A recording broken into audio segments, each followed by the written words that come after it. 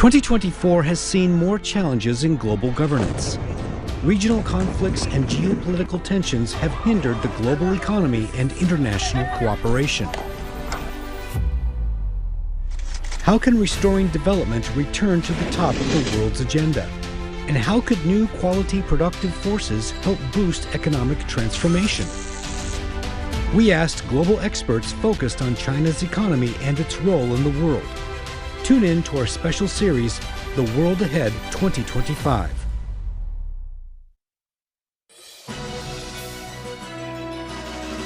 Hello and welcome to World Insight with me, Tian Wei. Today we present to you the second episode of our special program. Over the next 30 minutes, we have guests who will talk about China's role in global governance. In 2024, world leaders gathered on various occasions, taking up challenges to international community, particularly development, regional conflicts, the food and energy crisis, the hottest years on record, trade disputes, and the slow recovery of the world economy, just to name a few. None of them can be solved by any one country alone. The world's troubles call for international cooperation.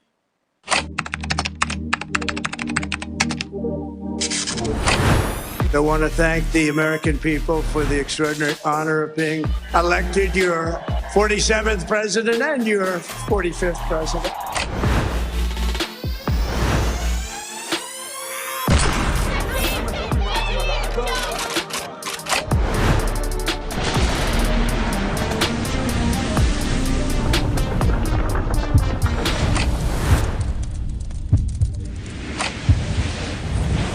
Merriam-Webster's 2024 word of the year is polarization. It has been a trying year on the world scene as the forces of disarray grew stronger.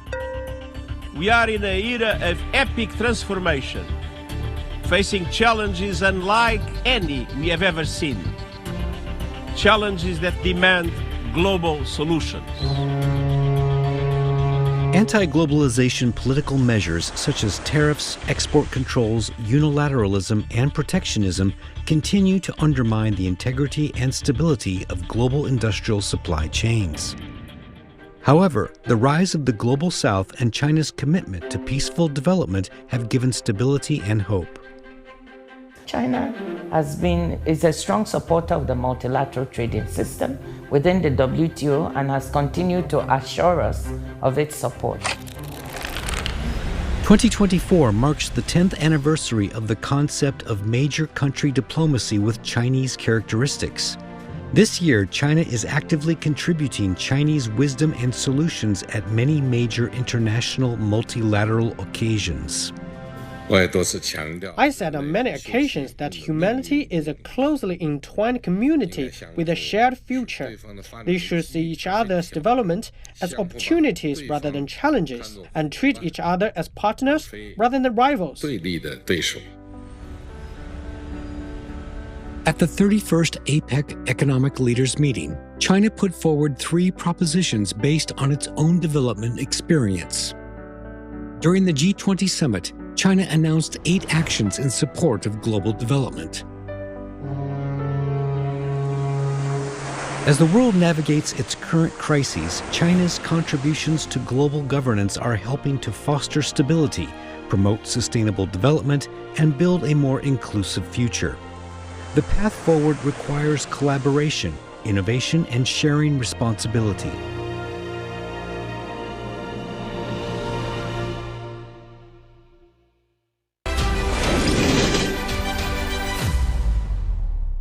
Joining us on the big screen, Zun Ahmed Khan, a research fellow from the Center for China and Globalization. Good to see you.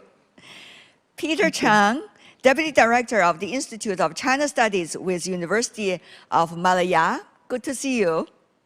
Meanwhile, on the stage, joining us, we have Adam Dennett, the Secretary General of the European Chamber of Commerce in China.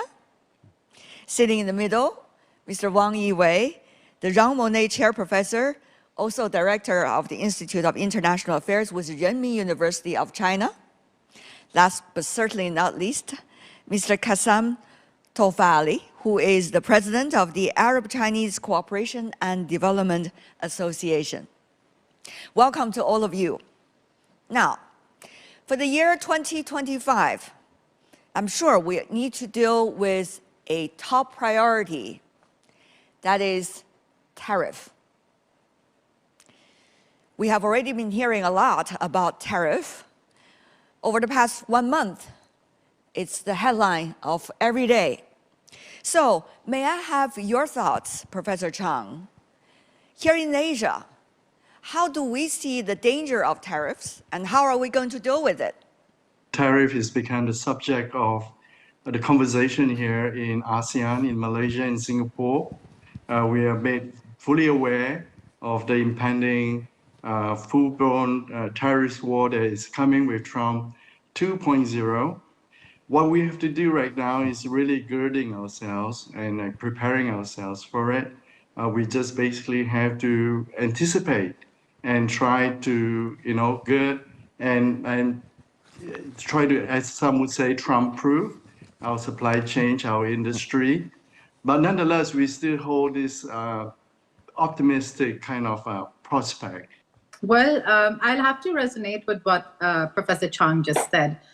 Trump is obviously not only more transactional, but also less multilateral in many ways than the previous administration has been. So I think I will speak with relative optimism that because maybe the incoming Trump administration is more also in many ways pragmatic, practical, also it could be for many regions, maybe more likely to understand exactly how to work with them and at the same time to protect and to strengthen regional partnerships, economic partnerships, to be able to protect ourselves, Trump-proof. On the one hand, try to be Trump-proof. On the other hand, how regionally can we do better? Mr. Kafali, what is your thought? Trump 1.0 policies, which continued with the Biden administration as well, proved to be counterproductive, and in fact, actually proved to be maybe to the benefit of some of the countries where they looked more inside and they looked more into solidifying their economies. And maybe 2.0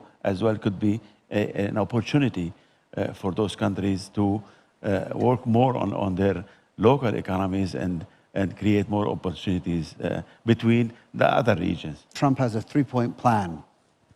Number 1, create a crisis. Number 2, solve the crisis. Number 3, take credit for the crisis. So I think already a few months ago, we heard him talking about 60% tariffs for China and 20% for the rest of the world. Already, I think he's backed down from that. And people even in his own incoming administration have played that down a bit. At the end of the day, tariffs generally don't work. We will be having to have a transactional agreements with him. And hopefully we can have them sooner rather than later. Professor Wang, how is China looking at that? Tariff means you are on the weakness, actually. You show your weakness, not show you're strong. When you open your market, it means you are self-confident about your comparative advantage. But Trump now, show the weakness of the American power. So it's a wrong signal, I think, to the world. And secondly, the tariff is not a respect, not just the other trade partner, but also WTO, the multilateral world. So it's more unilateral, so which definitely not welcome. How do you see the possibility that people have enough desire, wisdom, time, and energy for a collective approach, or are they just going to be ever more transactional vis-a-vis the United States, and that's it? We saw that back in 2020, 19, the comprehensive agreement on investment between China and the EU, it fell apart. And I think, had there been a better sense that there could be in the future an American administration that would be less reliable in terms of broadening economic partnerships with the European Union. This is just an example. There would have been maybe a more rational approach towards a balanced policy of economic cooperation and growth towards China, and at the same time maintaining, a traditionally strong and important relationship with the United States. I also think that, yes, the US is the largest economy in the world, but the relative significance of the United States or the traditional Western economies is reducing with time. Now we see Of course, RCEP is a great example. We also see the SCO, BRICS, APEC. I mean, there's so much more representation of the global south. We also see the African Union becoming more dynamic. There are so many regions emerging that this uncertainty, so to speak, or this relative lack of confidence in the American administration to be open and closing off will actually encourage regions to become more resilient. First of all, EU exports actually 3 times as much to the US as it does to China. So obviously the EU-China relationship is very important, but our relationship with the US from an export perspective is even more important. What's interesting in all of this, though, is if the US alienates some of its traditional allies, it could actually push the EU and China closer together. On a number of the CAI you were mentioning, and a number of other initiatives, the EU is going to want to continue to look for open markets, and they'll go wherever they can to find them. And so if they can't find it in the US through their usual dialogue and negotiations, people will go elsewhere. Earlier, I have talked to exclusively the Director General of the WTO, World Trade Organization, Dr. Ngozi Okonjo-Iweala, and here is what she said about her observation of the rise of protectionism and what it means for all of us. Take a look. Unilateral approaches will lead to lose-lose. We've seen this movie before. Okay, in the 1930s, we had that. So let's try not to do that. And the poor countries who are members of the WTO will not have the power to compete or to defend themselves against measures. So we're really worried that they would be the losers in this if we continue in this way. What does the use bilaterally of tariffs mean for the international trade system, which has been established for more than 3 decades, WTO, for example, and GATT goes even earlier than 30 years. That has been instrumental in making sure the wealth that we're having today in our world. Everybody is a product of globalization now, but what does that mean? Professor Chang. Yeah, you made a good point. Trump has used tariffs not just for economic reasons, he's used tariffs for fentanyl crisis and the immigration crisis. He's using it as a weapon, a geopolitical weapon, to bend some of his even allies to the American will. And this is quite interesting. I mean, in general, economists has argued that tariffs in general is bad for global economy. Targeted tariffs may serve certain purposes that could protect certain industries that each country would justifiably protect. But this kind of blanket tariffs is very damaging for the global economy as a whole. And not only that, he is using tariffs for geopolitical reasons that is even more counterproductive. So I'm not too sure how far he's going to go with using these tariffs to want to bend the world to the American will. But if he goes down that way, the road really match his rhetoric with actions, it could be very damaging for the global economy.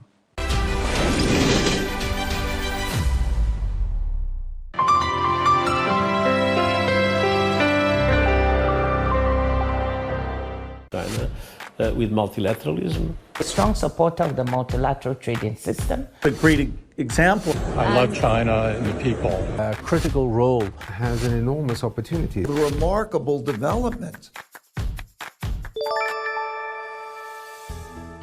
A renewed deep commitment of China with multilateralism and with the UN, which represents 2 traditional ways to assert itself in the world.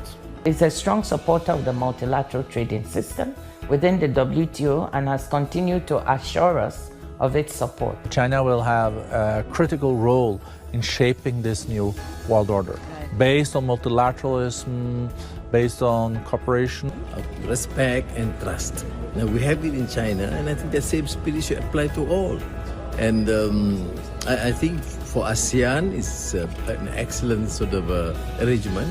Whatever President Xi says is really encapsulated. If you analyze what we have in the Putrajaya vision, exactly those things. I believe the proposal of the Belt and Road Initiative is in line with China's interests, the interests of the region, and the common interests of the international community. China is a great example of a country that is now very self-sufficient and helping other countries. And then there's still the remarkable development of Chinese technologies and Chinese productions. Look at the leadership that's taking place in wind and electric vehicles. China is the biggest car market in the world, and it's the biggest market for Mercedes. China is our principal strategic partnership port of Shanghai. Yes. This is an important logistical. China has an enormous opportunity to decarbonize its economy, but also to become a leader in a global context in that green economy or in the green technology sectors that will drive development tomorrow. Well, we are talking about the dangers of tariff. Others are also looking at the different roles different economies are going to play. For example, the middle players. Those economies like those in the Middle East, those are big economies from the ASEAN. We also see countries in different parts of the world, for example, Japan, South Korea, and the list goes on, Singapore as well. What does that mean for middle players, as people have been talking about? The players besides China and the United States, as the two were being assumed to have some kinds of rivalry for the next few years. The middle countries are in a difficult situation because if you're a bigger economic power, that weight that you can put behind that sort of approach to policies, you really can push them in an unfair direction. So regional agreements is one option. And also, there's other partners, there's substitutes, there's other industries that they can focus on. So I think you need to look at this in a wider context and act accordingly. How do you see the roles, Professor Wang, of others? For example, as we say, the middle players, the third-party countries and economies? Tariff and the world of uncertainty make the other countries more independent from United States, from other partners. So that's, I think, maybe it's the long-term trend. And mid-powers, mid-economy, of course, there will be seek more localization or global regionalization to deal with the so-called deglobalization trend. For instance, now even Turkey applied to join BRICS, or some more countries also join maybe SCO also. So that's a new phenomenon. How do you see these economies trying to take these opportunities? While they are taking these opportunities, what might be the priorities for them? And without a more concerted efforts signing on to common principles or agreed basis, will they be able to do it? Mr. Kafali, very briefly, before I go to the others. Yes. Well, as you mentioned, in the Middle East, I take it case in point here. We definitely have a chance, to try to balance the relationship between the two extreme powers. We have also, a point there to compare between who is pushing us, to go more deep into developing our economies and our societies, and who's probably doing more hurdles against us. And this is something maybe we will see more of that maybe in the near future. Professor Chang? We are in a globalization 2.0.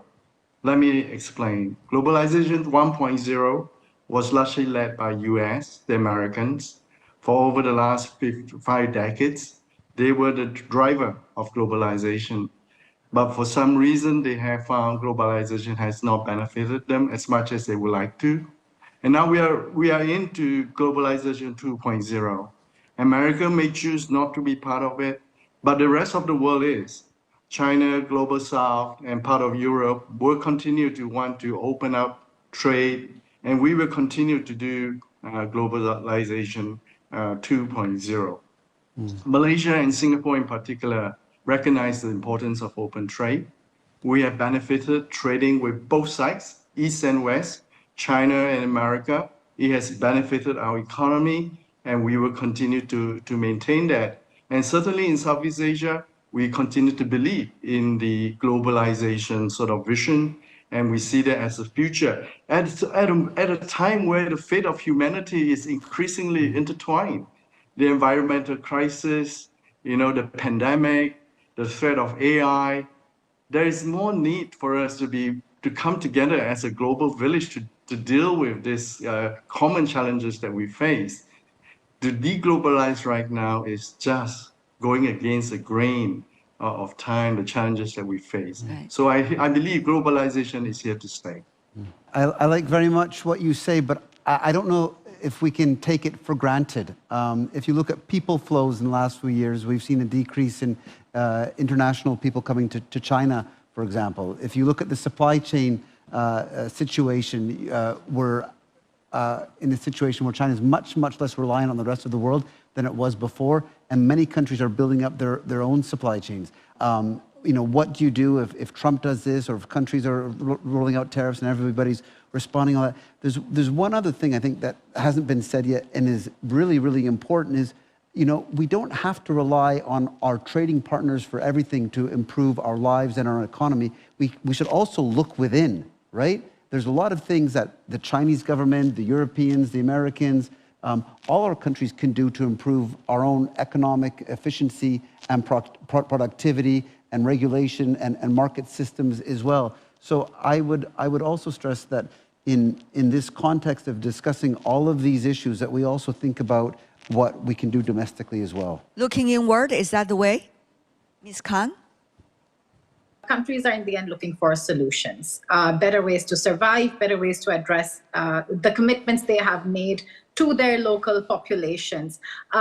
What that really means is that, for instance, in a situation like where we are right now, where it's still a few years from a global pandemic, when there were many limitations, and I think there should be more logical dialogue. So, for example, when Professor Chang mentioned that Malaysia felt the need to protect a certain industry, this is a conversation that the region can have. Okay, what is the logic, and maybe we can be more supportive in some ways, and we can relate to each other when there's some relative, very niche protectionist tendencies. But broadly, there is a consensus that we need to continue to expand our cooperation. And even if a few numbers, like number of tourists coming to China, for example, might have dropped, but the basic access to opportunities in the world at large, awareness of opportunities is only growing. And I think that's an irreversible trend for now. Right. All of you could be arguably suggesting, I'm coming from the global south. China makes sure that itself is a natural player in the global south, one of the leading economies of the global south. The Middle East consider themselves members of the global south. South Asia, where Ms. Khan is coming from, certainly many of them are the global south. And ASEAN countries, Malaysia, very proudly becoming a member of the global south. So this is a very vibrant concept, and certainly we see more meanings are being put into this concept. And yet, at this point, when we are talking about tariffs and deglobalization, throwing the bathwater together with the, throw the baby out together with the bathwater, do you see this concept is going to be enough to counter what we are likely to experience? Professor Wang. Global South means global majority. So China definitely on the majority side. 40% of the global GDP. But 80% people, more than. So people first. We should own the most of people, right? Secondly, now the identity politics rising China. Of course, we said our permanent member of the United Nations Security Council. This veto power is not just for China. It's for Global South. Because China is only Global South P5 member.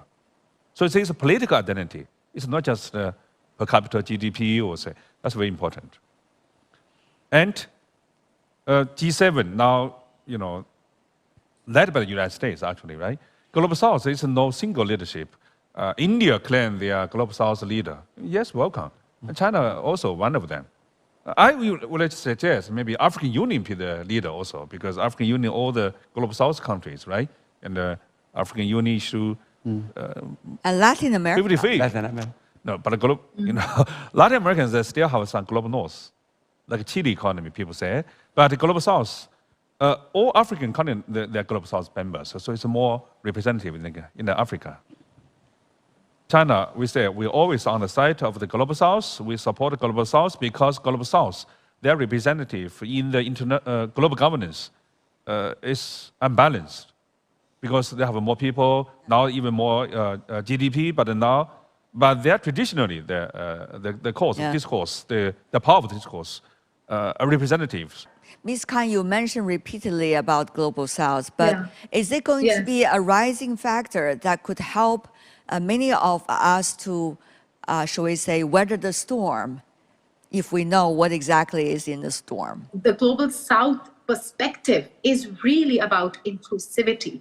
It is really about promoting diversity. It's really about pragmatism and promoting a way of globalization that caters to the diverse needs of a dynamic part of the world. So I'll say that, yes, we're 40% of the global economy, but today the Global South is seen as an opportunity. And actually, lastly, and I'm being long, but I think for the Global North, or whether we want to call it the previous center, they used to call us the third world. So let's just say this was the supposed center. Their relevance in the next 10 to 20 to 30 years will depend on the degree to which they're able to engage constructively and relate with the growing dynamism and needs of this Global South. So I think it's not just enough, it is the reality of the world we live in. Will Global South collectively weather the storm? Professor Chang? Yes, I believe so. Because the last decade or two, we have seen, largely due to thanks to China, China's miraculous economic development, the China story that is so unique to China through the BRI and the Global Development Initiative. This has become a reality for the rest of us in Global South as well. And there is this always thinking that if China could do it, maybe we could do it as well. So Global South over the last 2 decades have sort of emerged from the shadow of the Global North. And we emerged largely through our own internal momentum and dynamism, which is primarily driven by China. And I believe that even if the Global North do not want to be part of the globalization 2.0, Global South with China has our own inertia, internal momentum to carry us forward. Thank you so much for your input, your insights, and also the sense of optimism. I think that's what we need, really, as we are heading for 2025. Really appreciate it. Thank you. And that's all we have for the 2 episodes of our special program, The World Ahead 2025. If you'd like to know more, search World Insight, check out our YouTube channel, follow us on X and Facebook. I'm Tian Wei on behalf of the team. Thanks for being with us. Bye for now.